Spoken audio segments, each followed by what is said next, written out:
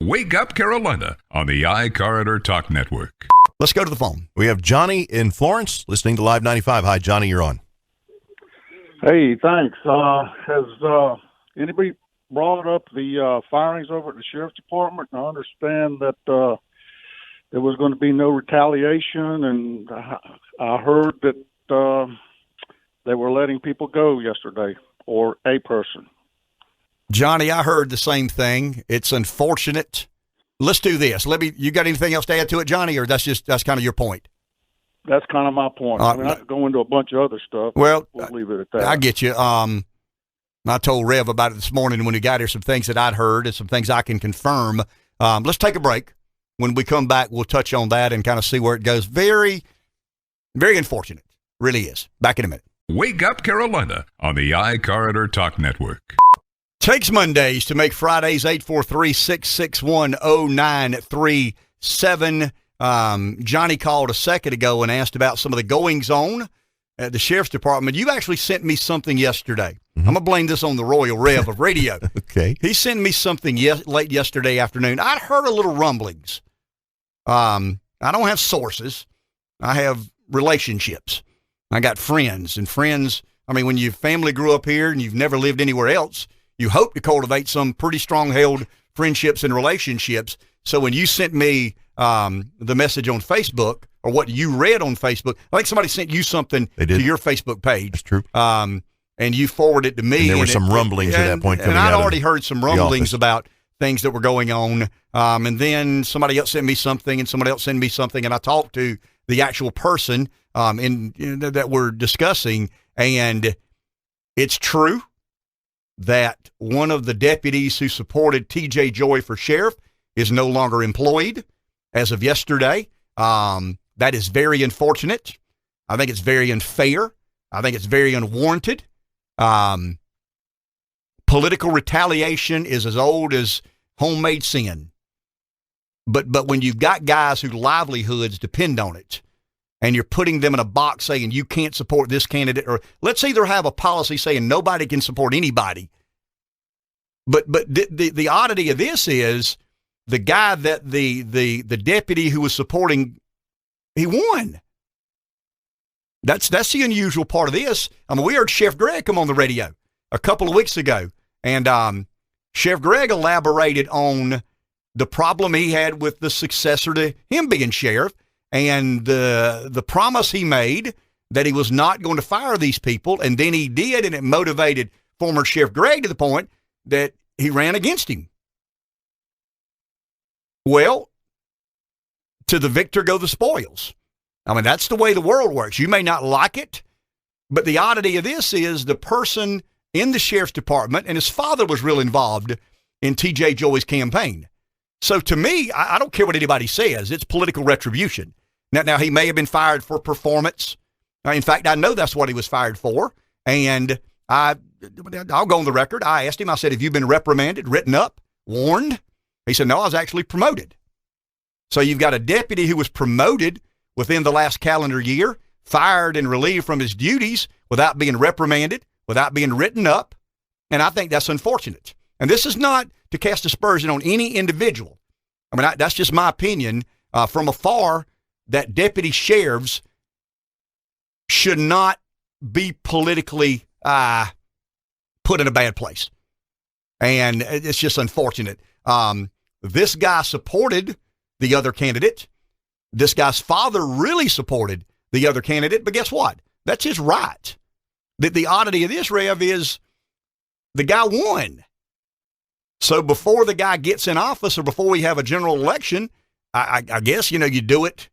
But to blame it on performance. Come on. I mean, never written up, never reprimanded, unless somebody's being dishonest. I mean, if somebody's telling me the truth and actually got a promotion not very long ago, and I'll tell you what it is. It's sour grapes. I mean, it's losing an election and take some of that out on someone else. And I've been very careful in that election because I like both those guys. And I made it clear. I made it crystal clear. And I'm proud of what we did on this show because we were fair to both candidates. And I dare anybody to say we weren't.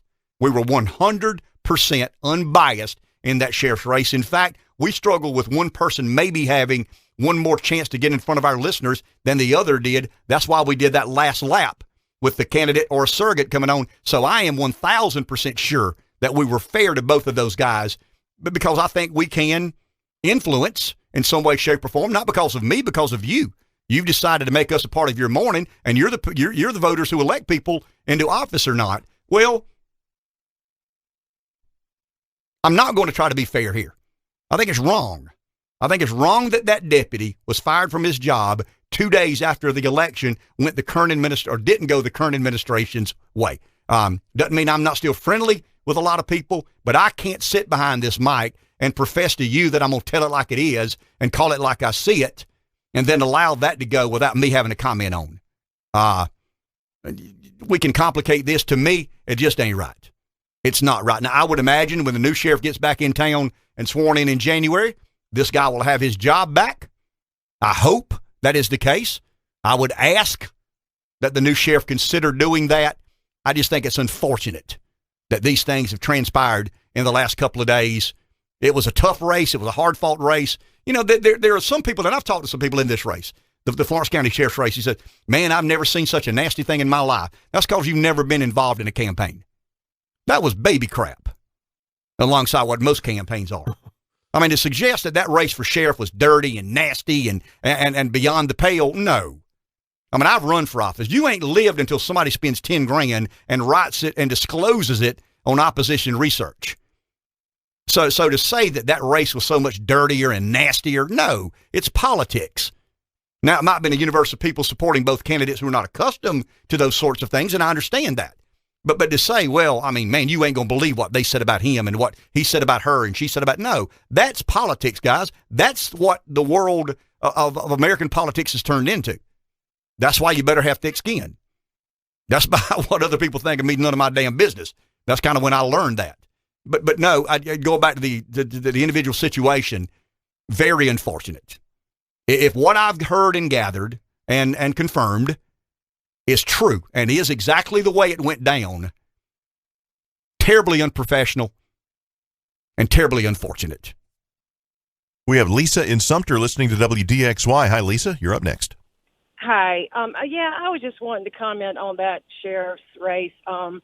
I grew up with both of those guys. I mean, I probably known them since I was probably about 12 years old. And I liked both of them. And I think just about anybody would have been okay with, anybody I know would have been okay if either one of them had won. But I will say this, and you were just talking about the dirty politics. We expect to see that in these larger races and these, Washington, that kind of thing. We kind of expect that. But people around here and around Lake City where I grew up and where I live now, I'm just in Sumter, I work in Sumter. People don't like that.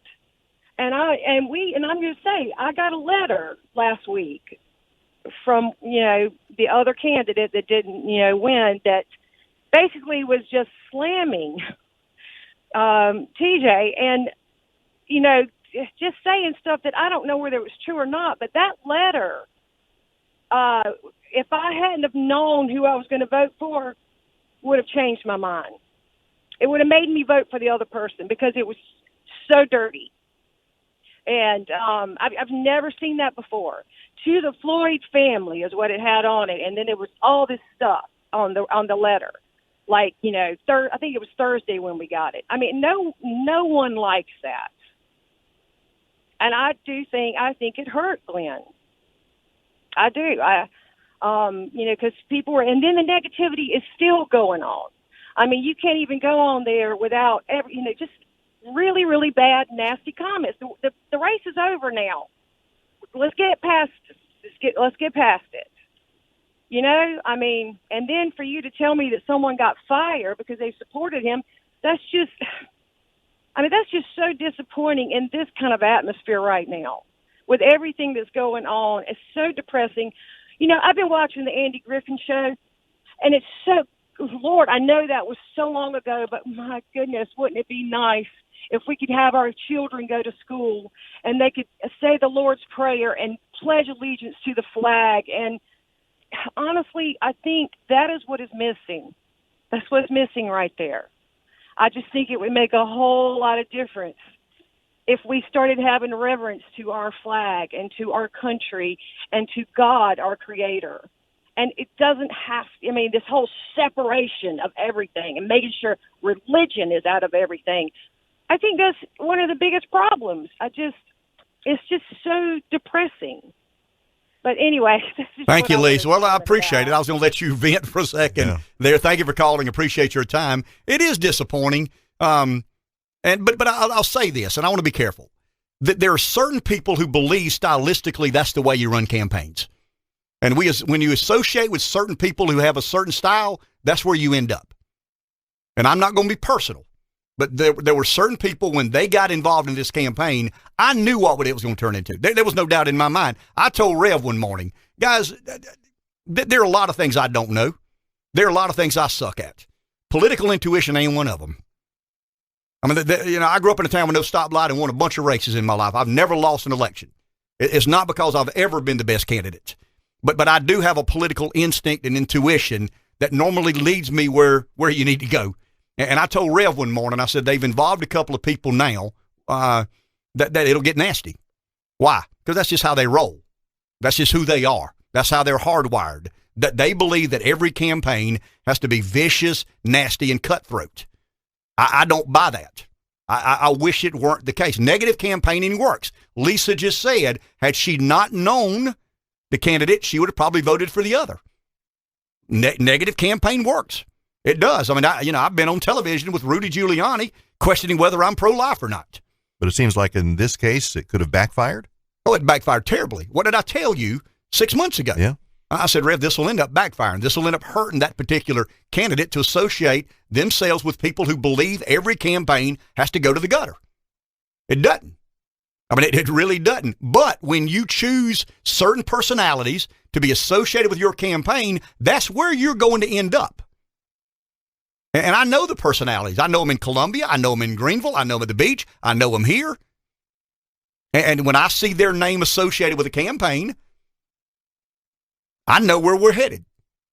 Back in a minute. Wake Up Carolina on the iCarter Talk Network. See, now order is restored. We're about to get out of control here for a second. Cato came running in the room. Some guy was giving him a hard time on the phone. He said, man, I ain't telling that guy that. You call in, stay on the phone. I just answered the phones here. He said, I just answered the phone, man. You want to say all those things, you stay on the line. But the guy hung up, right? Hell no, but he chickened out, I guess. He didn't chicken out. He got busy. That's he just changed his mind. He didn't get chickened out. He got busy and got, he's probably at work and took off. But I think he disagreed with some of the things that I've said. I don't want to mischaracterize what he said, but he was just saying. But Cato comes running in. He said, he's on the phone, man, and light he me wants me up. to tell you all these things. And I'm like, I ain't telling him that. You call in and say all these things. So hold on and hang on there, man. Hang on. We welcome people who disagree. In fact, I think it makes for better radio when someone calls in and disagrees. But I'm still trying to wrap my arms around what happened yesterday because this seems atypical to me. Okay. So the sheriff's department, so the guy that was let go supported the guy that won, and he was let go. Mm-hmm. The guy that got let go supported the guy that won, and his father was a big supporter. And I guess, kill two birds with one stone if you do that. It's the unusuality of this is to the victor go the spoils. So if you support the winning candidate, you would believe your job is fairly secure. If you support the losing candidate, there's always a question as to whether you'll be retained or not. The force serves at the pleasure of the sheriff.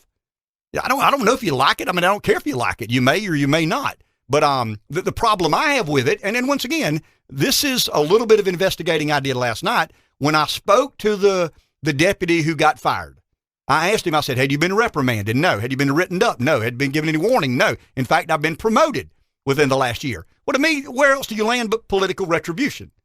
There is no other place to land unless you just believe that there's oceanfront land in Nebraska. And some of us are that gullible and that naive, and we believe whatever the news says. I ain't one of them, and it's unfortunate. Once again, I'm not there to make a decision. I have the luxury of never voting on anything, but second guessing everything that's ever voted on. That is an extreme luxury that I've been afforded to second guess what other people do and not be held accountable to it. My question would be, is the sheriff's department, is it like an at-will, like you can be fired for any reason? At the pleasure of the sheriff, right? You serve at the pleasure of. Okay. You serve at the pleasure of, and you know that is part of your job, but the unusuality of this, The atypical part, as Rev says, is when you support the winning candidate, you're normally in a good job security place. And, I guess his performance was good until 2 days ago. And then he really sucked at his job for 2 days. And now he doesn't have a job any longer. I'm sure Dr. Thigpen will have something to say about that in the 8 o'clock hour. But let's go to the phone. Matt in Florence, listening to Live 95. Hi, Matt.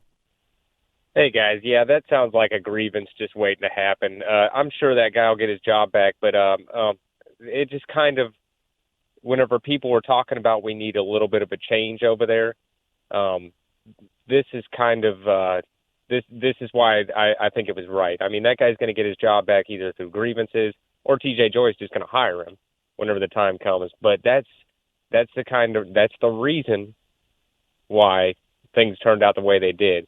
But hopefully TJ Joy actually wins because he's still got to go up against Darren Yarborough. So we'll see how that turns out. And, Matt, what they've got to do, what the Republican candidates, the winner and the loser, is have to come to some sort of resolve, and agree to be supportive of one another. Because if there is this, this resentment that one camp has for the other, that they could motivate some of their supporters to vote for the Democrat. I don't think that'll happen. I know some of the personalities. We'll talk with Doc about that as well. But yeah, I mean, do you want a Republican sheriff or a Democrat sheriff? That's something the voters will have to determine. Well, luckily I saw the vote tallies, and it looks like there were about 4,000 more votes in the Republican than there were in the Democrat primary. So that should translate, and it seems like things will work out that way. But if you think about it, Matt, a lot of those Republican votes voted in the Democrat primary within the city of Florence in the mayor's race. So I'd be careful counting that disproportional number as ironclad in November. There's some things that we're kicking now that won't be in play in November. It will be a competitive race. I'll assure you of that. We'll have a competitive sheriff's race in Florence County. Wake Up Carolina on the iCorridor Talk Network. Hour number 3, last hour of the week on a Friday morning. Takes Mondays to make Fridays. Dr. Neil Thigpen is with us.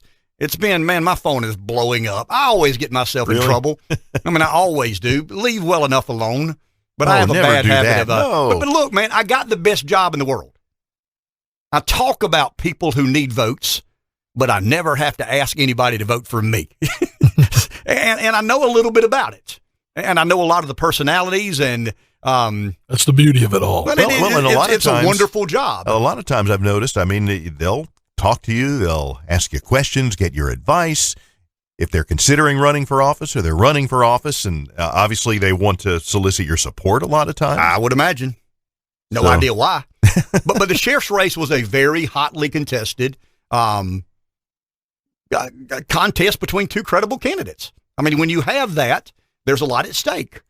And when you have a lot at stake, emotions sometimes come into play. And here we are with a bit of a controversy in regards to that. And this has been in play for a long time. And I know you've had an interest. I mean, you talked about your relationship with Kenny Boone and where that was sort of the genesis at the beginning of this competition in this race. Kenny and I got sworn in together, 2004. I got elected to county council as a Republican. He got elected sheriff as a Democrat. And he was my friend, still is my friend. I mean, I've never been a guy that wants to kick somebody when they're down or celebrate their failure. I don't. I mean, we all fall, we all fail. I believe that redemption is a beautiful thing. And I think as long as there's a breath in your body, you've got a chance to rehabilitate and recover. So I want to say that. My interest in this race, I told a certain candidate that if the former sheriff chose to run for re-election, I could not support him. And I remember exactly what I said. I said to the candidate, I would give him the shirt off my back. I would pray every day for him. I would do anything in this world for him, but he's not in a state to be the sheriff. He's just not. It's not in his best interest. It's not in the county's best interest for him to be sheriff. So if he runs to this other candidate, I'm going to be for you. The former sheriff announces he's running for re-election. I try to be a man of my word. My buddy calls me.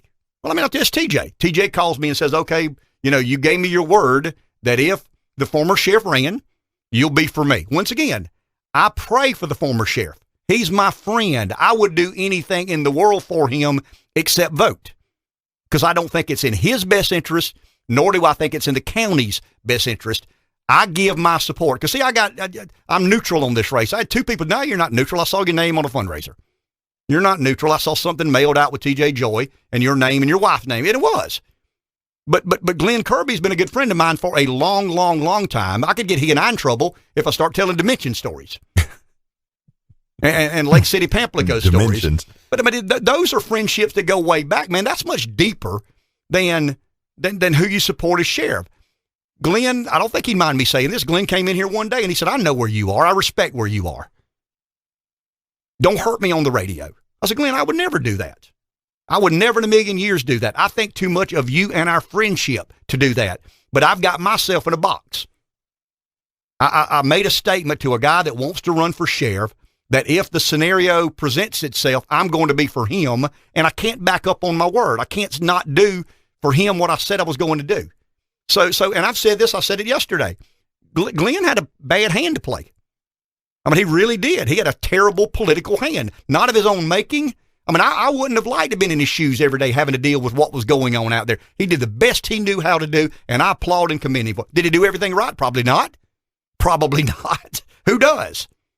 But that was my interest in this, and I made a commitment to you, and I told Rev one day, I said, Rev, we played favorites. I mean, the school referendum, the penny tax, some Jay Jordan, the mayor's. I mean, we've got involved in some things because I just think, I mean, if you are what you are, be what you are. But I thought a lot of those two guys, and I wanted to be impartial. I did not want to use this forum to advantage one candidate over the other because I consider both of those people good people and good friends of mine. And I'm proud of what we've done. I really am. We had a lot of pressure put on us by the side that I had my name on the front. And I said, no, I'm not doing that. I'm not going back on my word that I gave a friend of mine. Not a candidate for sheriff, damn it. A friend of mine. And I'm not going to lie to my friend. And if I told my friend what I'm going to do, and as far as I'm concerned, both of those guys are my friends, and I did exactly what I said I was going to do by both of those guys. So for those people texting me and you did this, and okay, I fair enough. But it was a hotly contested race, and I'll just say this. When you have local politics and you have divisions within the community, the week after the election is normally like this because emotions are high. Everybody wants to win. Florence County is better off with a Republican sheriff. I believe that with every fiber of my being. Were there winners and losers? Was the sheriff the only one that lost and won? No, I think there's some other people who got caught in the crossfire, and I think they've damaged themselves a little bit. But time heals a lot of these things, and we'll move on. And once again, I just want to get the record straight that both of those guys were my friends, and I did exactly what I said I was going to do by both of those candidates. But I'll also say this. When you invite certain personalities into your campaign, into a campaign, certain things are going to happen. And I've been around this mess long enough to know that when certain people got involved, and Rev laughs when I say these things, I'm here with my ring glasses on. He comes in, we start talking before the show, and they're going to have a hell of a mess. You watch. And he kind of laughs, what do you mean? I said, I know he's plundering around over there now, and it's just going to get ugly before. And it's unfortunate because those two guys are both qualified, competent, and good dudes. And here we are. I don't like the fact that a deputy got fired. I think that's unfortunate, terribly unfortunate. But welcome to big boy politics. Wake Up Carolina on the iCarter Talk Network. Always we do have a caller. Glen Kirby is actually on the line with us now. Hey, Glen, thanks for calling. Hey, good morning. How are y'all? Hey, Glen, how are you, my man? Doing well. Well, I want to address any personnel issues. You can instruct the audience what a FOIA is. If they'd like to FOIA any information about this, we'd be glad to provide it. And that is a freedom of information. For those that don't know, all public documents are available for public. I mean, it's taxpayer dollars, so you have to basically submit a freedom of information, and you can obtain any information available. Because ultimately the sheriff and the deputies are public employees. They work for you, the taxpayer. Yeah, and we knew this would be a hot issue, so it is prepared and it's ready to go. If anybody would like to FOIA, they can come and pick it up. It's ready to go. I don't think the other people would like it, but hey, it's ready. It's sitting there ready. And as far as the other guy saying he was promoted, yes, he was. I did it. And personnel records will speak for itself. I spoke to his father. I told his father, "There's nothing will happen to your son for political reasons," and I meant that. And I said it on your show. People calling in saying they want to rent. I don't remember what date it was. My actual words was, I will never hire anyone for political reasons or fire anyone for political reasons. Only job performance. That's all I'm going to talk about on that issue. But as Dr. Neil Thigpen said, let me address Boone, since I didn't address it during the campaign. Boone was a good man. He still is a good man. He was a great sheriff until he wasn't anymore. And there was no, as Dr. Thigpen, his word, no shenanigans going on, nothing going on at this office, but honorable men that put their life on the line every day, led by Boone and myself, until Boone broke the law. I said he broke the law. He said he broke the law. He admitted to it. I am sorry. I, like you, I pray for him every day. I remember having a conversation with you the same way about it. You could not support him. I remember having a conversation with T.J. Joy. I said, T.J., if you're running for sheriff, I will not run against Boone. I will not do it. When he was sick, I said, if he resigns, if something happens to him, God forbid something happens to this man, I will run for sheriff. His words to me were, I'll support you. Also, he started running for sheriff. Boone came back. I would do nothing to hurt that man in a political campaign. I would not work my butt off like I did before, because some of the things, political decisions he was making were not the smartest ones in the world, but he was my man, just like you said. And I worked here, and I needed to stay here to try to help the people that were here. Nobody was doing any shenanigans. Nothing's going on. And it's funny, this campaign that they ran, they're running on cleaning house. And the people that want to clean house hasn't done anything wrong. They want to fire people, but we terminate someone for personnel reasons, and now we're terrible people. Nobody loses their job. There's other people at this office that were bigger supporters of T.J. Joy, and I know exactly who they are. I know every one of them personally, and they will still have a job here. They will not get fired. These people are in a panic mode thinking that Sheriff Barnes is going to terminate all these people. It's not going to happen. I'm saying it on the radio, and I have nothing to lose. I mean, nothing to lose. They technically fired me. My own people technically fired me. They worked their butt off to make sure I wasn't here. I don't know why, because I've done nothing to them. Worked my butt off, tried to make this county as safe as I could, and you have people, and you want to talk about the good old boy system. We wasn't even referring to Dr. Thigpen about this. You're talking about people that want to get back in power that were against each other when this thing started. They hated each other. Like you told me, politics are brutal. It is. I sat in my house and watched my wife cry herself to sleep because certain people were just butchering her on Facebook, butchering my family, my children, everything they could do, and I would not let my people do that. They would start these fake Facebook pages and all this stuff, and I would say, stop that. Do not say those things about that man. Do that. Did his camp stop me? No. They didn't stop him a bit. They edged it on. His campaign manager was on Facebook, tell it all, trying his best to destroy me, destroy my character. And I talked to one of his biggest supporters last night on the phone. And he told me, you should have fired that guy. These type people, and you know who they are, they wanted me to fire an individual that has 2 children and a family to support and is one of the hardest working, has locked up more people, was a nationally recognized fugitive hunter who worked his butt off and put more people in jail. He's the number 1 fugitive apprehender in the United States, and he worked for Florence County Sheriff's Office. And they wanted me to fire him for a political reason. And now they're telling us we're firing people. We would never fire somebody for political reasons. It won't happen. As long as I got any say-so in this office, it will not happen. These people made their choice. They don't want me anymore. I'm leaving. I will be gone from here, and they'll have a new thing, and I'm trying my best to save these other people's jobs because their whole campaign was based on firing people. And I said it all along. You never could get the other candidates to say it. They're not going to fire people. For some reason, and you know how it is, they just butchered me. And I'm fine with it. I'm a grown man. I can take it. I put myself in that arena like you and I talked about, and it's over. But if they'll forward you the information, we'll be glad to supply it to them. Glenn, I appreciate you, man. Hang in there. I mean, as you said, I mean, and I want to say this, and I don't think Glenn would mind me. He and I talked a lot during the campaign. We talked a lot in private, but because people who've never run for office don't understand the unfairness and the way these things can really create monsters within themselves. And it's unfortunate. It really is, because I want to go on the record. Glen Kirby's a friend of mine. He was a friend of mine 40 years ago at Dimensions Nightlife trying to find a beer to drink. He's been a friend of mine and one of the most decent people that I know. And I mean that sincerely. And when I would hear things about he and his family, it bothers me. I mean, just like it bothers me. And most of Glenn and my conversations were about Boone. I mean, the majority of the time it was about, trying to figure out a way to help Kenny. And I don't think Glenn would mind me saying that on the air. I mean, when we would talk, it was hardly ever about, how should I do this or should I do that? It was always about, man, Boone's really got himself in a bad place and we need to help him. And I've just never been, maybe it's the I don't know, country boys are kind of famous for this. I don't believe in gathering up a bunch of rocks and stoning somebody to death. I just don't. I've always believed redemption's a beautiful thing.